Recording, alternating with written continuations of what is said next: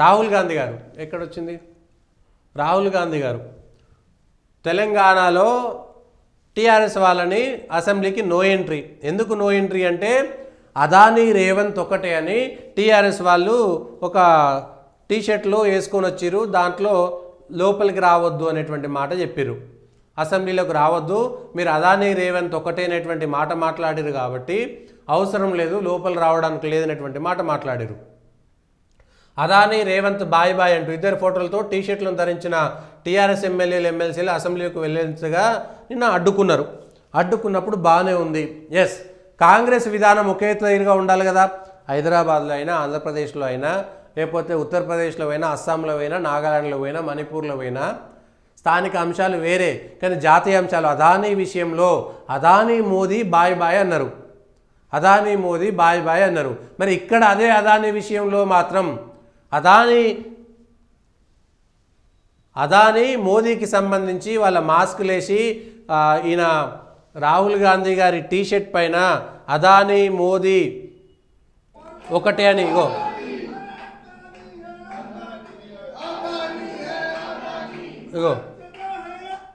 మోదీ అదానీ ఏక్ high, Adani safe high అని ఒక T shirt మీద అంటించుకొని వచ్చిండు రాహుల్ గాంధీ గారు. అంటే పార్లమెంట్లో వేయండు, పార్లమెంట్ ఆవరణలోనే నిరసన కూడా వ్యక్తం చేసిండు. కానీ తెలంగాణలో మాత్రం టీషర్ట్ పైన అదానీ బొమ్మ వేసుకొస్తే అయితే కాంగ్రెస్కు సంబంధం ఉందనేటువంటి మాట చెప్పిండొచ్చు, తేడా అక్కడ ఆయన బీజేపీకి అనుకోవచ్చు. ఆయన అందరికీ సంబంధం ఉన్నటువంటి వ్యక్తి అదానీ, రాబర్ట్ వాద్రాతోటి కలిసి వేదికలు పంచుకున్నటువంటి వ్యక్తి అదానీ, భూపేష్ బఘెల్ తోటి, అశోక్ గెహ్లోట్ తోటి, రేవంత్ రెడ్డి తోటి, అట్లా కాంగ్రెస్లో ఉన్నటువంటి అందరు నాయకులతోటి అదానీ కలిసి ఉన్నటువంటి ఫోటోలు వందలు కోకొల్లలు ఉన్నాయి, ఆ సందర్భాలు ఉన్నాయి. మాట్లాడినా అని పొంగులేటి శ్రీనివాసరెడ్డి గారే చెప్పిర్రు, ఇంకా కొత్తగా చెప్పాల్సినటువంటి అవసరం కూడా లేదు. మరి అట్లాంటి కాంగ్రెస్ పార్టీ పార్లమెంట్లోనేమో వాళ్ళు టీషర్ట్లు వేసుకొని లోపలికి పోతే తప్పు కాదు, అది ప్రజాస్వామ్యము, అది తమకు నిరసన తెలిపేటువంటి హక్కు. కానీ తెలంగాణలో మాత్రం ప్రతిపక్ష నాయకులు వస్తే, టీఆర్ఎస్కు సంబంధించినటువంటి నాయకులు వస్తే అది మాత్రం తప్ప. కాంగ్రెస్ పార్టీ అక్కడ ఇక్కడ ఒకే విధానంతో ఉండాలి, పార్లమెంట్లో కూడా అట్లనే మాట్లాడాలి. పార్లమెంట్లో కూడా ఇది విధానాలకు బీజేపీ వాళ్ళని వెలగొట్టి అరెస్ట్ చేసి రాహుల్ గాంధీని పక్కకు పెట్టలే కదా. మరి టీఆర్ఎస్ పార్టీకి సంబంధించినటువంటి వాళ్ళను ఎందుకు అరెస్ట్ చేసిర్రు, ఎందుకు అరెస్ట్ చేసిర్రు?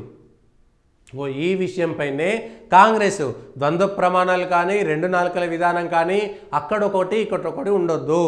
మీరు అదాని విషయంలో మీరు టీషర్ట్లు వేసుకొని పోతే తప్పులేదులే, కానీ అదే ప్రతిపక్ష పార్టీ టీషర్ట్లు వేసుకొస్తే మాత్రం ఏ విధంగా వ్యతిరేకిస్తారు? ఎస్, అక్కడ మీరు ఇంకో రకంగా నిరసన తెలియజేయవచ్చు. అక్కడ మీరు మోడీకి కలిసి ఒక మాట, ఆయన మాస్కులు కూడా పెట్టుకోరేకంగా ఇంటర్వ్యూలు చేస్తున్నట్టుగా పెట్టి ఆయన మాస్కులు పెట్టి చేసినటువంటి వ్యక్తి అక్కడ మాస్కులు పెట్టుకున్నారు. ఎందుకు పెట్టుకున్నారు ఆ మాస్కులు?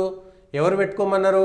మీరు ఈ మాస్కులు పెట్టి రేకంగా ఇంటర్వ్యూ లాగా చేసిరు, ఆయన మాస్కులు పెట్టి ఇంటర్వ్యూ లాగా కూడా చేసిరు.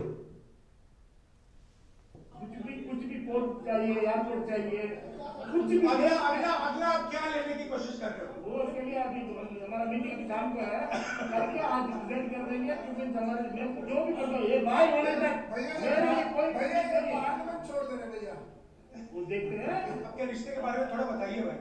हम दोनों का एक ही है, मैं दो भी बोलता हूँ। ఇంత అంటే వాళ్ళకు నిరసన తెలిపేటువంటి వ్యక్తి, నిరసనను తెలిపేటువంటి హక్కు ఉన్నటువంటి కాంగ్రెస్ ఎస్ తప్పులేదు, ఏకంగా మీరు ప్రధానమంత్రిని అవమానించండి, అది రాజకీయంగా అనుకుందాము, అదానిని కావాలని మార్క్ పెట్టిరు. మరి అదే అదాని కాంగ్రెస్ నాయకులతో ఉన్నటువంటి సందర్భాలను కూడా ఉటంకించాల్సి వస్తుంది. అదాని కాంగ్రెస్ నాయకులతో ఉన్నది కూడా ఉటంకించాల్సి వస్తుంది.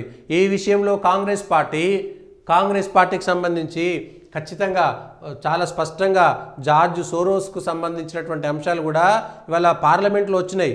పార్లమెంట్లో జార్జ్ సోరోస్కు సంబంధించినటువంటి అంశాలు కూడా వచ్చినాయి.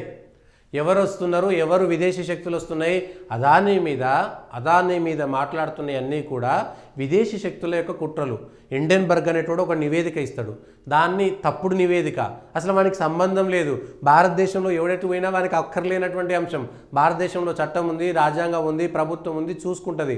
అట్లాంటి భారతదేశంలో వాడు వేలు పెట్టి భారతదేశాన్ని అస్థిరపరిచేటువంటి కుట్ర చేసి ఇక్కడ ఆర్థిక మూలాలను దెబ్బకొట్టాలని ప్రయత్నం చేస్తే సుప్రీంకోర్టు సెబీ చాలా స్పష్టంగా వాడెవడో హిండెన్బర్గ్ అనేటోడు చేసినవి తప్పు, వాడికి ఏముండదు, ఆడ కూర్చొని ఒక వార్త రాస్తే కథం అయిపోయిందా? వార్త కూడా కాదు, వానికి నచ్చి వాడేదో చెప్తే వినకపోతే ఇష్టానుసారంగా ఊర్లలో చెప్తారు చూసినవా, నేను ఒక మాట చెప్తాను వినలేదు కాబట్టి వాడు దొంగ అని ఊర్లంతా ప్రచారం చేసినట్టుగా చేసిండు వీళ్ళు. మళ్ళా అది తగ్గదా ఇప్పుడు ఈ ట్రంప్ వచ్చిన తర్వాత ట్రంప్కు ఈ బిడెన్కు మధ్యన ఉన్నటువంటి ఈ గ్యాప్ ఏదైతే అధికార మార్పిడి ఉందో అది భారతదేశం మీద విషం చల్లేటువంటి కుట్ర సాగుతున్నది. నిజానికి మహారాష్ట్ర ఎన్నికల ముందు జరిగినటువంటి కుట్ర ఎందుకో వెనక్కిపోయి ఆ తర్వాత వచ్చింది. వాళ్ళ పార్లమెంటును స్తంభింపజేసి మొత్తం ఎక్కడికో పోతుంది.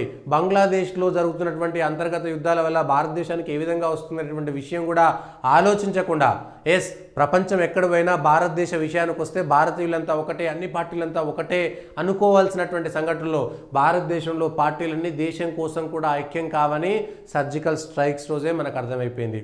ఎప్పుడైతే భారతదేశము పాకిస్తాన్లో ఉన్నటువంటి ఉగ్రవాదుల మీద సర్జికల్ స్ట్రైక్ చేసిందో ఆ రోజే దేశంలో ఉన్నటువంటి దేశభక్తులంతా మన దేశం గొప్పది, మన దేశం మీద కూడా వస్తే వాని సంగతి చెప్తామని చెప్పాల్సింది పోయి మాకు ఆ ఉగ్రవాది చెప్పిండని కేసీఆర్ చెప్పిండు, సర్జికల్ స్ట్రైక్ జరగలేదు, తొక్క జరగలేదు అని ఏకంగా ఉగ్రవాదికి మద్దతుగా మాట్లాడిండు. సర్జికల్ స్ట్రైక్ జరిగిందని రుజువులు ఏమిటని కమ్యూనిస్ట్ పార్టీలు మాట్లాడినాయి.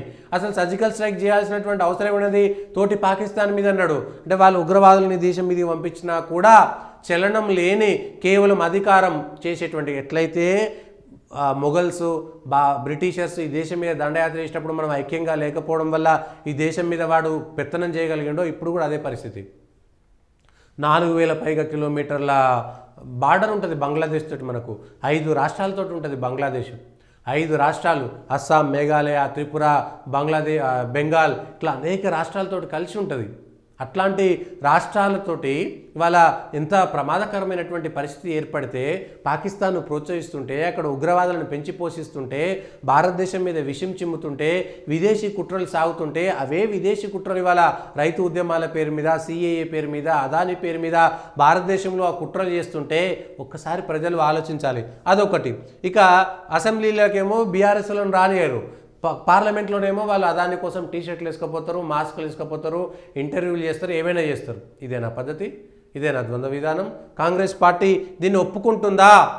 కాంగ్రెస్ పార్టీ ఒప్పుకుంటుందా? ఒక్కసారి ఆలోచన చేయాల్సినటువంటి అవసరం కూడా ఉన్నది.